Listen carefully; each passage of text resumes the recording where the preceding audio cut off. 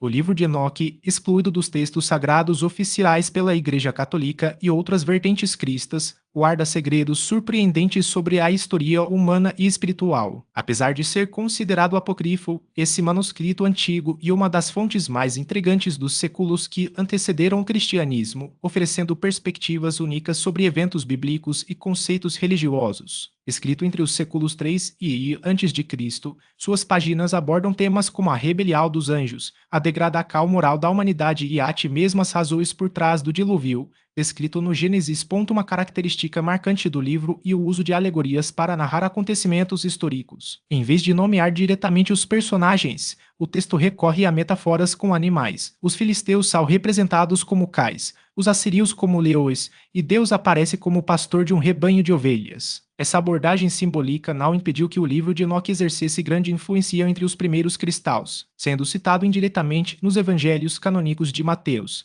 Marcos, Lucas e João. Neste conteúdo, exploraremos as principais revelações desse texto fascinante, considerado por muitos estudiosos o mais importante entre os escritos não canônicos ligados ao judaísmo e ao cristianismo. Antes de prosseguir, vale lembrar que você pode acompanhar nossas descobertas assinando o canal e ativando as notificações para não perder nenhum detalhe. A tradical atribui a autoria do livro a Enoque, bisavô de Noé. Nas escrituras, há 3 personagens com esse nome: o primogênito de Caim, filho de Madia e bisavô de Noé, e a este último que se acredita a obra. Segundo o Gênesis, Enoque viveu 65 anos antes de gerar Matusalém e, após esse evento, caminhou com Deus por mais 300 anos, tendo filhos e filhas. Ao todo, viveu 365 anos, até que desapareceu, porque Deus o levou. Matusalém, seu filho, e conhecido por ser o personagem bíblico com a maior longevidade registrada, 969 anos. Embora não seja reconhecido como canônico, o livro de Enoque contém informações exclusivas sobre temas religiosos profundos. Ele explica a origem dos demônios, os motivos da queda dos anjos e as causas morais por trás do dilúvio. Além disso, apresenta uma visão profética do reinado milenar do Messias antes do juízo final. As sequências mais antigas, como o livro dos Vigilantes, datam aproximadamente de 300 a 200 a 100, enquanto a parte final, o livro das parábolas, teria sido escrita por volta de 100 a seus primeiros cristãos já conheciam o livro de Enoque. Fragmentos em aramaico encontrados nos manuscritos do Mar Morto, além de versões em grego e latim, comprovam sua circulação entre judeus e seguidores de Jesus na região da Palestina. Autores dos primeiros séculos da era crista, como os responsáveis pelos testamentos dos 12 patriarcas, textos atribuídos aos filhos de Jaco, também fizeram referências ao livro. Até mesmo o Novo Testamento menciona Enoque de passagem na Epístola de Judas, quando chama de sétimo depois de Adão. Curiosamente, a única versão completa do livro de Enoque que sobreviveu até hoje esta em Ge'ez, uma língua clássica da Etiópia e Eritreia. Embora a maioria das igrejas cristãs não o inclua em seus cânones, as igrejas ortodoxas etíopes e eritreias o consideram sagrado. Não há registros de que o texto tenha sido preservado integralmente em hebraico, aramaico ou grego, os idiomas predominantes na região naquela época. Os estudiosos ainda debatem qual teria sido a língua original da obra. Alguns defendem o aramaico, outros o hebraico, e há quem sugira que partes foram escritas em uma língua e outras em outra. A datacal paleográfica dos fragmentos encontrados nos manuscritos do Mar Morto ajudou os especialistas a reconstruir a origem do livro. A obra é dividida em 5 sequências principais: o livro dos Vigilantes, o livro das parábolas de Enoque, o livro astronômico, o livro das visões e a Epístola de Enoque. A maioria dos pesquisadores acredita que essas partes eram, inicialmente, textos independentes, escritos em épocas distintas e depois reunidos em um único volume.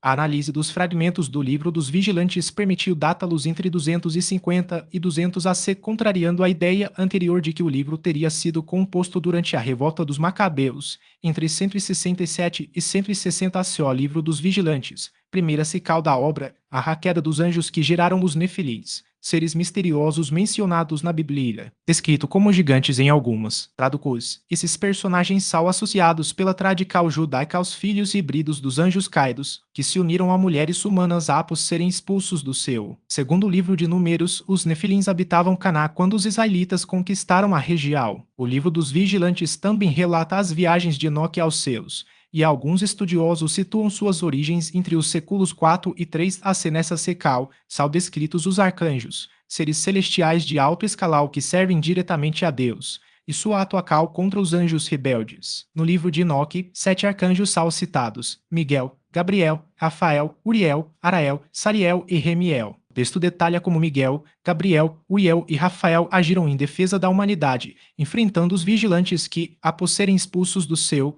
passaram a corromper os homens. A narrativa explora ainda a união entre esses anjos caídos e as mulheres humanas. Um dos pontos centrais da história Rojo representa Abel. Essa alegoria animal prossegue ao longo da narrativa, retratando os descendentes de Adão e Eva como rebanhos que se multiplicam e se dividem entre justos e ímpios. Os animais brancos simbolizam os fiéis que seguem os mandamentos divinos, enquanto os negros e vermelhos representam aqueles corrompidos pelo pecado ou destinados ao sacrifício. Caim, por exemplo, é descrito como um bezerro negro que se afasta do rebanho, prenunciando sua rebeldia e violência. A segunda visão do livro das visões avança na história de Israel, comparando as 12 tribos a ovelhas dispersas entre lobos, uma metáfora para os povos pagãos que as oprimiram. Moisés surge como um cordeiro branco que guia o rebanho para fora do Egito, enquanto os faraós e seus exércitos são retratados como bestas selvagens que perseguem os israelitas. A travessia do Mar Vermelho é simbolizada pela separação das águas, onde as ovelhas escapam ilesas, enquanto os lobos são engolidos pelas ondas.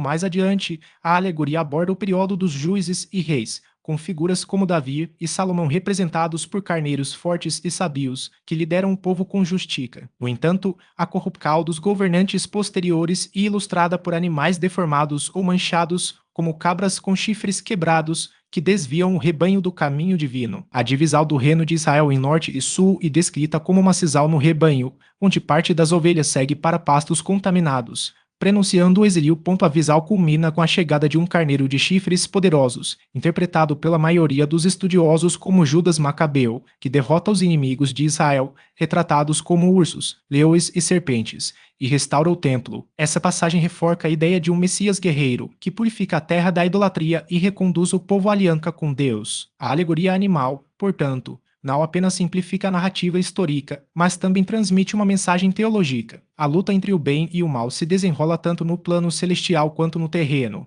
e a fidelidade a Deus é o único caminho para a redenção. O livro das visões também introduz a figura do Filho do Homem, descrita como um ser celestial de glória eterna que julgará os ímpios e estabelecer um reino de justiça. Essa passagem, posteriormente retomada nos Evangelhos, reforça a conexão entre o livro de Enoque e o desenvolvimento da escatologia judaico-cristã. A imagem do Filho do Homem como juiz universal, sentado à direita de Deus, antecipa conceitos que seriam centrais no Novo Testamento, especialmente nas visões apocalípticas do livro de Daniel e do Apocalipse de João. Por fim, a terceira visão do livro apresenta uma descrição detalhada do juízo final, onde os anjos caídos, os gigantes e os humanos ímpios são lançados no fogo eterno. Os justos, por sua vez, são reunidos em um novo paraíso onde não há dor, fome ou morte. Essa divisão entre salvos e condenados reflete a crença em uma recompensa ou punição pós-morte, um tema recorrente na literatura apocalíptica da época. O livro de Enoque, assim, não apenas narra eventos históricos e celestiais,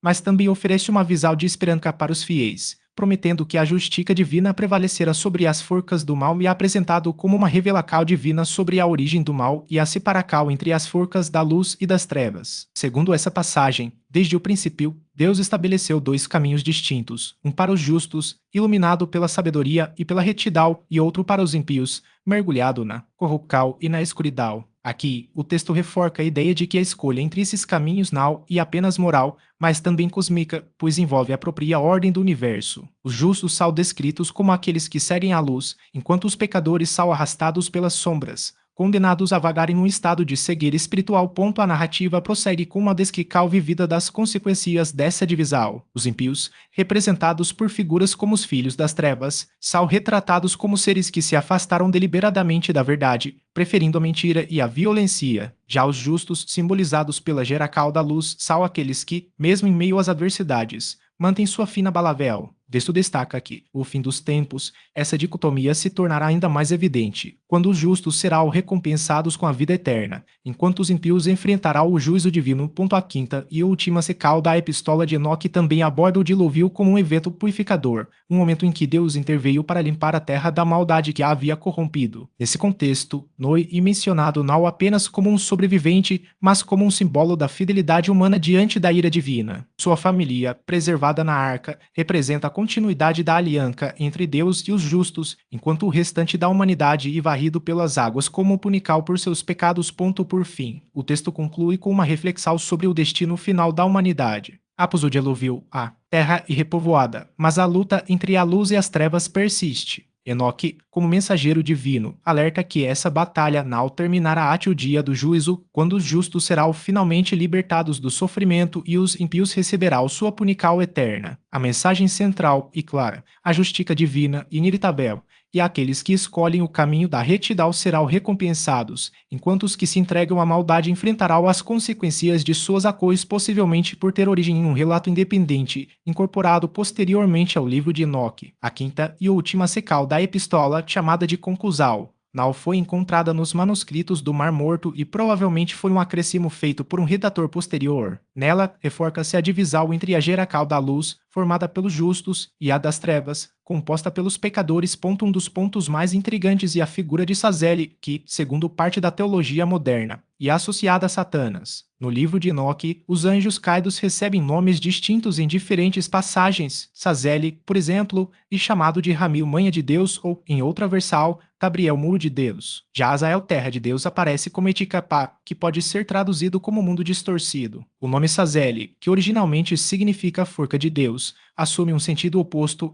representando uma forca contrária ao Ser Supremo, uma arrogância que, ao longo do tempo, consolidou sua identificação com o adversário. Outro detalhe curioso e o nome do arcanjo Remiel, cujo significado misericórdia de Deus guarda semelhança com Lúcifer, estrela da manhã, termo latino amplamente difundido no cristianismo para designar o demônio. Essa sobreposição de nomes e funcões reflete como as tradições antigas reinterpretaram figuras celestiais, atribuindo-lhes novos papéis à medida que as narrativas evoluíam. Pontos estudiosos, como o teólogo e orientalista norte-americano Nathaniel Schmidt, observam que os nomes dos anjos no livro de Enoque parecem refletir suas condições e funções antes da queda. Schmidt destaca ainda que a maioria desses nomes é de origem aramaica e segue um padrão. Todos os arcanjos têm seus nomes terminados em El, sufixo que significa Deus e era usado para designar seres de alto escalão na hierarquia celestial. Miguel, por exemplo, significa quem e como Deus, enquanto Uriel equivale à chama de Deus. Tadril, por sua vez, aparece como um dos anjos caídos, embora seu nome também possa ser traduzido como ajudante de Deus. Segundo o texto,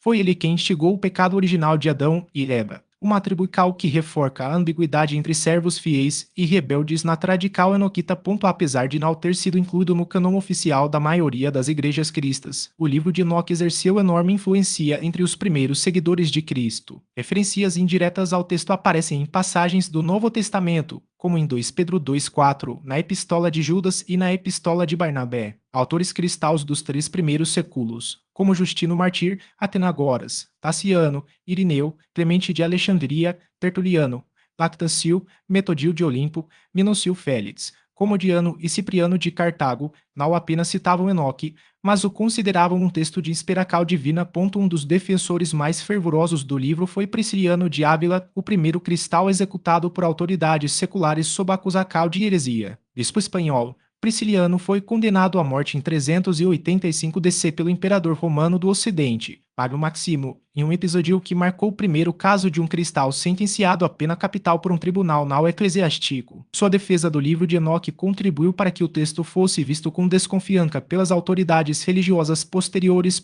Embora não seja citado explicitamente, o Novo Testamento contém ecos claros da tradição enoquita, especialmente em versículos de Mateus, Marcos, Lucas, João, Pedro, Judas e no livro do Apocalipse. A influência do texto persistiu por séculos, mas seu declínio começou no século IV, no Concílio de Laodiceia 364 DC. A Igreja Católica o excluiu oficialmente do cânon, classificando-o como apócrifo. Um ensecal da tradical etíope, que preservou uma versão completa, o livro de Enoque desapareceu do Ocidente, sendo mencionado pela última vez no século VI. Hoje, reconhecido como uma fonte histórica valiosa, o texto continua a despertar fascínio por sua visão cósmica do bem e do mal, sua descrição dos anjos caídos e sua influência na formação de conceitos teológicos posteriores. Conhecer o livro de Enoque e mergulhar em uma das narrativas mais ricas e controversas da antiguidade, um testemunho de como as ideias sobre justiça divina, queda angelical e redenção humana foram moldadas ao longo dos séculos. Se você descobriu algo novo sobre esse texto apócrifo, Compartilhe suas impressões nos comentários. E se este conteúdo foi útil, não deixe de curtir, salvar e compartilhar com quem também se interessa por esses mistérios. Para mais vídeos como este, inscreva-se no canal e acompanhe nossas redes sociais, os links estão na descrição. Afinal, como diz o ditado, um povo que desconhece sua história está condenado a repeti-la.